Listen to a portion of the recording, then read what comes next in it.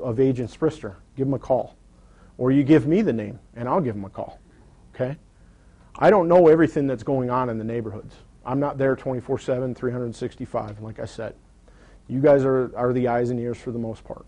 But you guys can definitely sell this program, and this program is a success. It's a good thing. If you want to, if you're interested in it, you can come to a training. Just get me after the meeting, and I can give you, there's a date that's actually coming up next week where we're doing training with Wheat Ridge and Longmont. We're doing it in Wheat Ridge about the crime-free housing program. There'll be other ones offered throughout the year, but if that's something that you guys are interested in, maybe you're a landlord, maybe you're an owner or something like that, you guys can definitely talk to me, and you guys can come and sit in on the training. It's free. You get donuts and bagels and coffee. That's all we need. I don't eat the donuts, just the bagels. Who owns the property? And then click on the next one. How do I find out who owns the property? I heard the assessor's office. I know some of you that are very, very active are on the assessor's office, but some of you might not know how to get to that. So this is the Jeffco homepage, okay? For the assessors, you go, I don't have the exact email address, but if you type in Jefferson County Assessors, it'll come up with this, okay? You go to this address link, but you can see you can use all these other different things if you don't really know the address. Type in the address, okay? You have a specific address, or you can search by an address range. You can put in a whole block range and see the owners on the entire block. So you really want to, if you don't know your neighbors on your block, is you go to this and you get everybody's name, and then you knock on their door and see if that's who it is. That's where you find out who's the rentals, who's the owners, all that kind of stuff. So you can do it that way, and then you type the address in, and it comes up here. I use the city of Lakewood as my example because I didn't want to kind of call anybody out. But if you have, let's say that this is the property address, you have a landlord, it's going to say the landlord's name, and a lot of times you're going to find that there's a different address, a different mailing address. So does anybody know how to type a letter anymore? You got a concern or a problem? Maybe you could type a letter, or you could Google that name on the computer, and you could come up with a name or something like that in white pages, and you've got a phone number. Information. We live in an information society, but this is a very easy way. I do this on a daily basis with problem properties and things like that. You can also tell if something is in foreclosure, because sometimes you don't Yes. know, and that's a good way. You can, because a lot of times you'll see a bank ownership when it's actually been purchased back. I dealt with that today. Mm-hmm. Yep. So it's a great information site. You can also go to the public trustee. That's where you can find out your foreclosures, all your foreclosures. And it kind of walks you through that. How many of you do this? How many of you keep your porch light on all night long? I have a neighbor complain. Yeah. Complain about what? The light being on. Yeah. You got like these high-powered floodlights or what? No, you don't. Uh-huh. No. Those are normal. Mm-hmm. This is. I would throw that complaint back. I don't even want to know. This was a big thing for me is driving around where I live, and you kind of get used to the street lights and things like that. But you drive around, it's even with the street lights on, it's dark. Try walking your dog. And it's just, it makes no sense. I drove up my block, and there was like one neighbor with a porch light on. And this is something that I've been doing probably for 6 or 8 months now, is just I got the high efficiency bulbs so that my meter's not spinning around 100 miles an hour, and I just turn it on all night.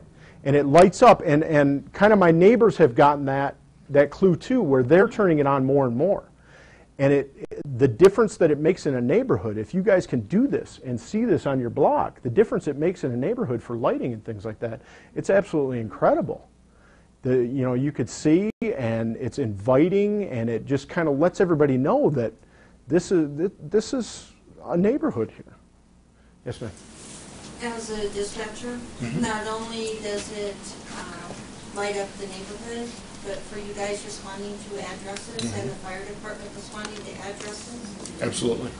Because we used to request when somebody called if they're waiting for emergency somebody to turn on the porch light if they can, you know, just to help you guys, Right. the fire department find it. Right. Absolutely. Lights up the address where we can see the address as we come out. There's definitely studies out there that, you know, well-lit neighborhoods, again, like I said, I'm a huge lighting person. I love lighting, so it reduces crime. Barb? What about street lights? Right there in Kendall, that one. Sorry, Gary, what do you do to get a street light? It's dark. Right. It has to be evaluated. We have to look at it and evaluate we have to evaluate the property. You need to call me. Yeah, one more thing on my list. Yeah, I'll take a look at it. Okay. It's not just photocells and timers and things like that, or motion sensors. You know, a lot of people have motion sensors and things like that in their house. Okay, that's a great tool. But it's not. I would rather keep those lights on all night, as opposed to just somebody walking up in it going, Brian, you have a quizzical look on your face.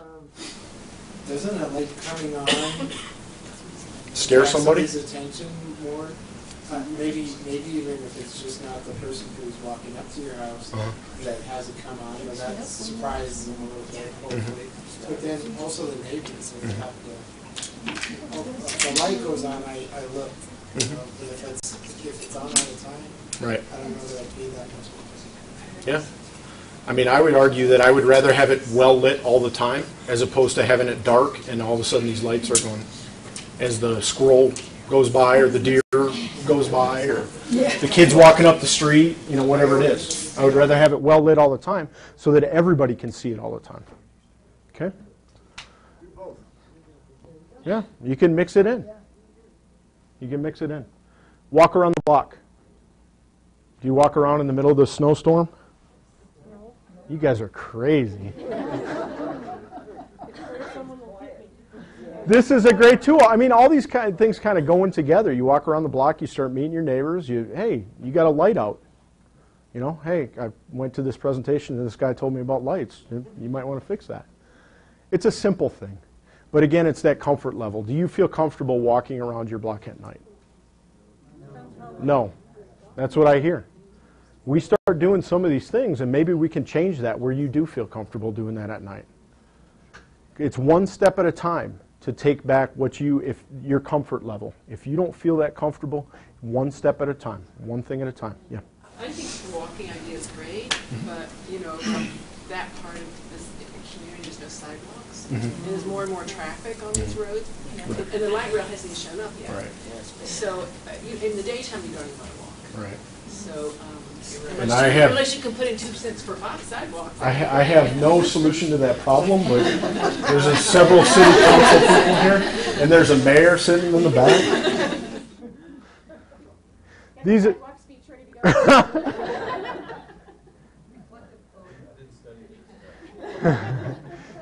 we're not going to solve all these problems and all that kind of stuff. These are ideas, and I understand the limitations and things like that. But just like I said, we got to start somewhere. We got to start somewhere improving the neighborhood and doing whatever we can. Okay.